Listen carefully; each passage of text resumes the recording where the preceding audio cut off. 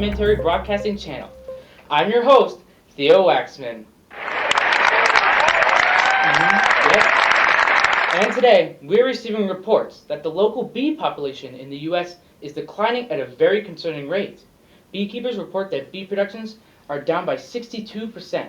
And this doesn't just affect how much of that sweet golden honey we get. Honey and honeycomb are used in many other common items that we use on a daily basis.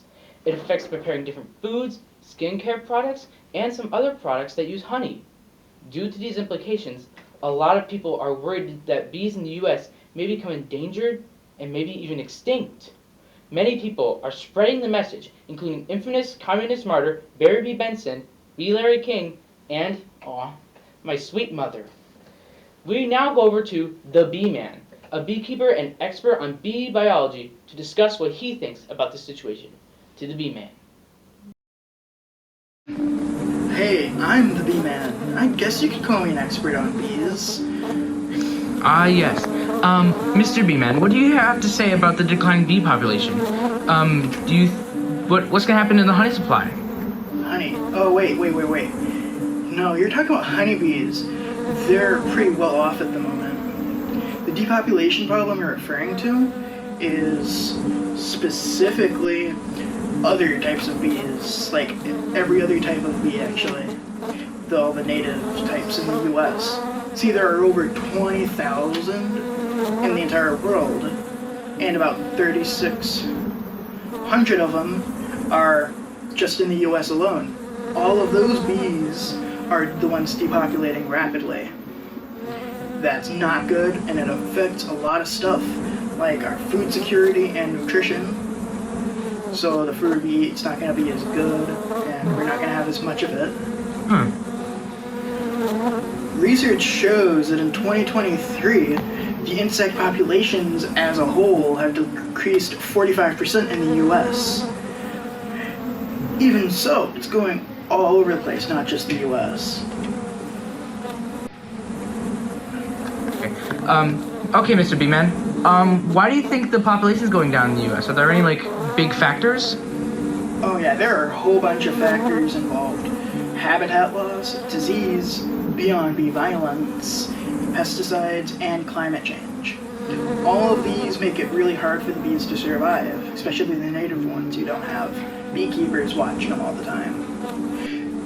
One of the biggest contributors for us in the US would be our agricultural practices of using pesticides to keep all the bugs away, and they accidentally affect other insects, bugs, and whatnot that get caught in the crossfire. So yeah, it's just we should probably do something about that, probably. Yes, thank you, Mr. Bee Man. And now we'll be going back to Theo at the studio. Thank you. Thank you, Theo. But you would be surprised to hear that exterminator groups are sympathetic towards the bees. Let's speak with a member of the exterminator organization, also known as Mr. Exterminator, who makes a living killing insects and pests and removing them from undesirable locations. But before we do that, we'll be right back after these short messages.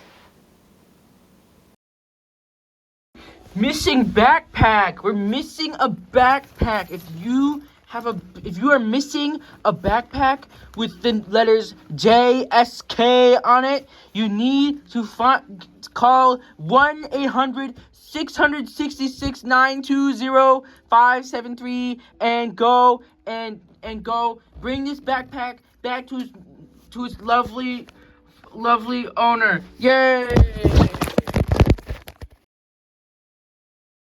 And we're back, and here on the Advanced News and Documentary Broadcasting Channel, I'm your host, Theo Waxman. Whoa, you're clapping for me again? That's so nice of you. Thank you. And we're here with Mr. Exterminator to tell us about what he thinks about the bee situation. To Mr. Exterminator. Hi, I'm Exterminator Jr., not to be confused with my father, Exterminator Sr. Recently, I've been hearing about the bees population going down, and people have been asking me, "Oh, poor Mr. Exterminator, are you going to lose your job?" And the thing is, I don't deal with bees that often. I mainly deal with yellow jackets. I'm Elias. I'm going to sing you.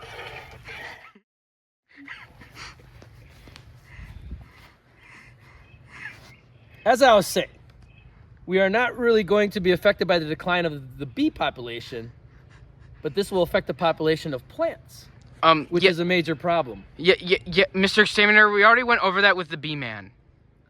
The bee man? You mean my nephew's cousin's daughter's husband's grandma's grandson roommate? Yeah, sure, whatever. Thank you for speaking with us, Mr. Exterminator. And now, back to Theo at the studio. Thank you, Theo. Now, after the ad break, we're going to be looking at a news story about a man who avenged his cat by stabbing a woman to death with a butter knife. Stay tuned.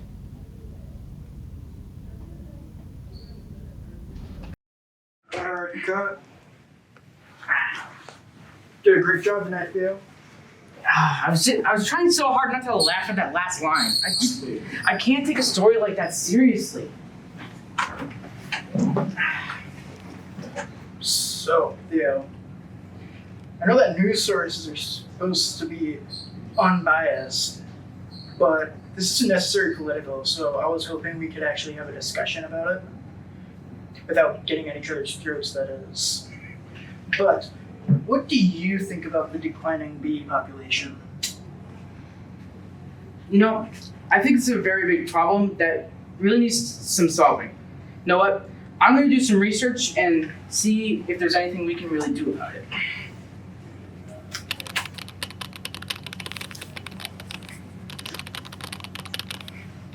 Let's go to this website. Aha!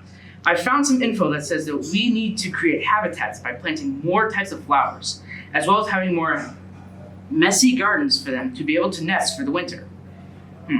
Maybe we'll convince my wife to do that as well. It also says that we can join a community science program and help gather data for researchers. Yeah, I'll probably get some of my friends to help out as well. Yeah. Well, my break seems kind of long, so why don't we go watch the bee movie? I think that sounds like a great idea. Yeah, let's go. Wait a minute. Who are you? Oh, I'm the guy that hangs out outside the news station and begs all the people for Burger King and stuff. Get up over here! Hey, wait, come on, we were having so much. Get out! Get out! Stay out, boy! Stay out!